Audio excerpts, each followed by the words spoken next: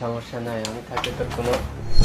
আরে কি ব্যাপার, তুমি এই সময় বাড়িতে? কি কোনো সমস্যা? ভাই আপনি এই সময় কেন, আমি কি বাড়িতে আসতে পারি না? না ঠিক আছে। হঠাৎ করে অফিসের কাজ শেষ হয়ে গেছে তাই চলে আসলাম। কেন, কোনো আচ্ছা। সমস্যা? না কোনো সমস্যা নেই, ঠিক আছে সমস্যা নেই। চলো তোমার ফ্রেশটা সহ খাওয়া ভাই দাওয়া। ফ্রেশ হন আপনি।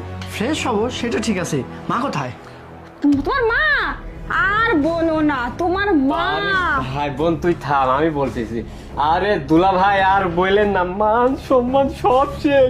কি হয়েছে? আপনার মা একটা পুরুষের সাথে বলো না, এই, সেটা বিয়া মারা দাও। গেছে। হ্যাঁ হ্যাঁ ও ঠিক বলছে। ভাই, মান শুধু সম্মান কি শেষ। বের হয়ে গেছে, টাকা পয়সা গয়নাগাটি যা ছিল সবকিছু নিয়ে গেছে, বুঝছো? তোমার মা একটা চরিত্রহীন মহিলা, বুঝতে পারছো? তাই না? হ্যাঁ। কিভাবে যে তুমি- বলবো আর কি কি যে করে ভুলনের সাথে আমি নিজে। এই, চুপ করো তুমি। মা এখানে আসো তো। আরে কি কাকে ডাকছো তুমি? এই ভূত ভূত ভূত ভূত। আরে ভূত এমন ভূত করতে গেছো? আরে ভূত ভূত, আচ্ছা আমাকে এইটা অন্তত খুলে বলো, তোমরা দুই ভাই বোন এখন বলতেছিলে আমার মা নাকি কোনেকার ভুলনের সাথে টাকা পয়সা স্বর্ণ গহনা সবকিছু নিয়ে পালিয়ে গেছে। এখন আবার তোমার ভাই আমার মাকে দেখে বলতেছে ভূত ভূত ভূত ভূত। আসলে ঘটনাটা কি আমাকে খুলে বলবা একটু, আসলে হয়েছেটা কি? না আসলে তো আমি তো মানে তোমার মা।